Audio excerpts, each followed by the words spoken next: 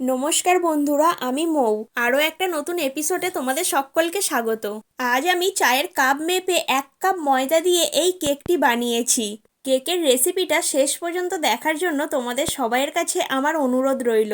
আর দেখো কেকটা কতটা স্পঞ্জি হয়েছে।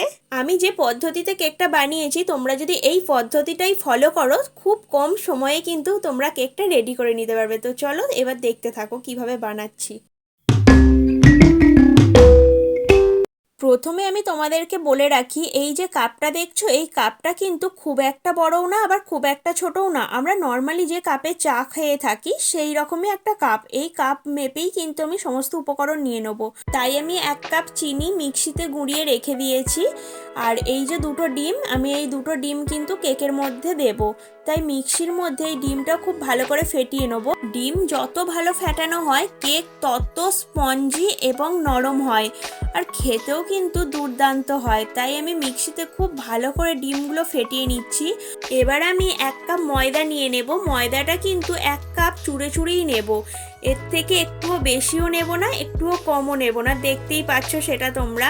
আর এর মধ্যে আরও কি কি মেশাবো সেটাও তোমাদেরকে দেখিয়ে দিচ্ছি। দেখো আমি কিন্তু এর মধ্যে বেকিং পাউডার দিচ্ছি, বেকিং সোডা কিন্তু না।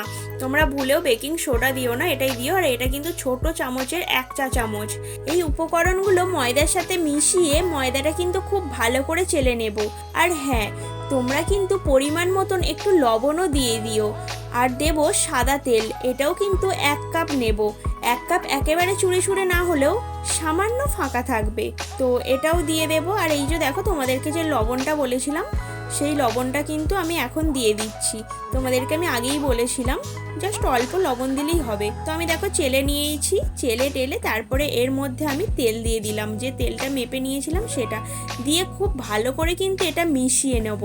আমি হাতেই ব্লেন্ড করে নিচ্ছি এটা, আর ডিমটা কিন্তু আমি মিক্সিতে ফেটিয়ে নিচ্ছি। তো এটা আমার হাতে মোটামুটি ভালোই ব্লেন্ড হয়ে গেছে। এবার এটা কিছুক্ষণ রেখে দেব। দেখতেই পাচ্ছ এরকম একটা ঘনত্ব আসবে। যখন আমি ডিমটা আর চিনিটা এর মধ্যে দেব, অ্যাড করব, তখন কিন্তু আরও মোটা ঘনত্ব এসে যাবে। আর এটা কিন্তু আমি কমলা লেবু ফ্লেভারে করব।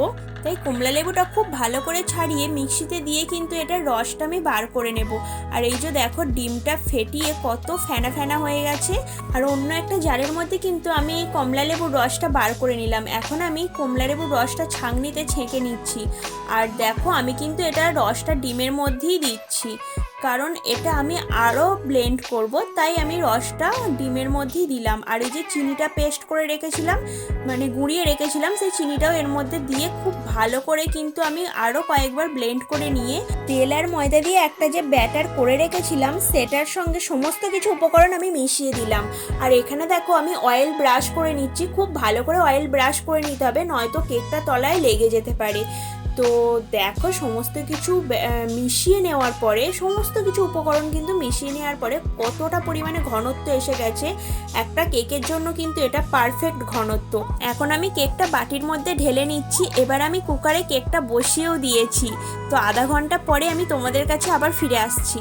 আধা ঘন্টা এখন আমার হয়ে গেছে। জাস্ট কুকারটা খুললাম, উফ, আর কিছু বলার নেই। জাস্ট কতটা পরিমাণে কেকটা ফুলেছে দেখতে পাচ্ছ। কেকটা কিন্তু এক ফোঁটাও ফাটেনি। আর এখন আমি উপর থেকে কিছু বাদাম দিয়ে দিচ্ছি, কারণ আধ ঘন্টা পরই কিন্তু বাদামটা দিতে হয়, নয়তো কেকের মধ্যে বাদামটা ধরে না। কেকে বাদাম দেওয়ার আরও 15 মিনিট পর কিন্তু আমি এখন কুকারটা আবার খুলছি, কারণ সেই সময় কিন্তু পুরোপুরি কেকটা হয়নি। তো বাদামটা দেবো বলেই আমি কিন্তু কুকারটা খুলেছিলাম। তো এখন কিন্তু একেবারে পারফেক্ট কেকটা হয়ে গেছে, সেটা দেখে তোমরা বুঝতেই পারছো। একদমই দেখো কেকটা লাগছে না, কিন্তু ছুরির গায়ে একেবারেই লাগছে না। তো সেই জন্যই বুঝে গেলাম যে কেকটা একেবারে পারফেক্ট হয়ে গেছে। তো প্রচণ্ড গরম কেকটা, তো জাস্ট কিছুক্ষণ নামিয়ে আমি রেখে দেব। তারপর কিন্তু আমি কেকটা একটা জায়গার মধ্যে ঢেলে নেব। আর কতটা স্পঞ্জি হয়েছে দেখেছো। আর তোমাদেরকে আরও একটা কথা বলে দিই, তোমরা যখন কেকটা বানাবে সেই সময় কিন্তু কুকারটা একেবারে জোরেও দিও না, একেবারে আস্তেও দিও না, একদম মিডিয়াম ফ্লেমে কিন্তু গ্যাসটা রেখো। আর কুকারের রাবারটা অবশ্যই খুলে দিও। সিটির মুখটা থাকলেও চলবে, কিন্তু রাবারটা একেবারে খুলে দিও। তাহলেই কেকটা কিন্তু পারফেক্ট হয়। সত্যি বলছি গাইস, প্রচণ্ড পরিমাণে সফট হয়েছে।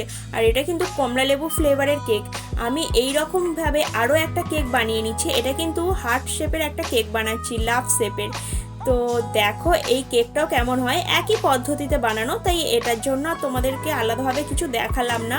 এটা আমার একটু কুকারে ঢোকাতে অসুবিধা হচ্ছে, তো যাই হোক কুকারটা তো বড়, ঢুকিয়েও ফেলেছি। এটা লাভ শেপ বলে দেখতে কতটা সুন্দর লাগছে না? আমার তো বেশ ভালো লাগছে। ওই একই পদ্ধতিতে বানানো, জাস্ট ফ্লেভারটা খালি আলাদা। তো এখন আমি এটা ঢাকা দিয়ে দিলাম। আধা ঘন্টা পরে আবার তোমাদের সামনে ফিরে আসছি। আধা ঘন্টা পর কিন্তু আবার ফিরে এসছি।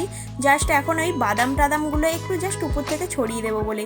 বাদামটা এখন না দিলে পরে দিলে কিন্তু বাদামটা আর ধরবে না, তাই কিন্তু আমি এখন বাদামটা দিয়ে দিচ্ছি। তো বাদামটা দেওয়ার পর আমি আবার ঢাকনা দিয়ে দিলাম। ঢাকনা দিয়ে আরও আমি 15 মিনিট পর কিন্তু ফিরে এলাম। তো দেখা যাক 15 মিনিট পরে একেবারে পারফেক্ট হয়ে গেছে। তো দেখা যাক এবার কেকের মধ্যে যতবারই ছুরিটা গিঁথছি, ছুরিটা কিন্তু পরিষ্কার হয়ে বেরিয়ে আসছে। সেটা দেখে তোমরা বুঝতেই পারছো কেকটা একেবারে পারফেক্ট হয়ে গেছে। তো এখন আমি কেকটা ঠান্ডা করে তারপরে কিন্তু কেকটা পাত্রে মানে থালায় ঢেলে নিচ্ছি। আর এর মধ্যেও কিন্তু আমি একটা কাগজ দিয়ে দিয়েছিলাম, সেটাই এখন এবার তুলে নিচ্ছি। তো কাগজটা দিয়ে দেওয়ার একটাই কারণ, সেটা তো তোমাদেরকে বললাম যে কেকটা একটু পুড়ে টুড়ে যাবে না, তো তার জন্যই দিয়ে দিই, কেকটা একেবারে পরিষ্কার থাকে। তো দেখো কেকটা জাস্ট ওটার ফ্লেভার আলাদা, এটার ফ্লেভার আলাদা, একই পদ্ধতিতে কিন্তু কেকটা বানানো। তো এটা যেহেতু লাভ শেপের, দেখতে অসম্ভব সুন্দর লাগছে। আর এটাও কিন্তু একই রকমভাবে নরম হয়েছে, just looking like a wow. আর কোনো কথা হবে না।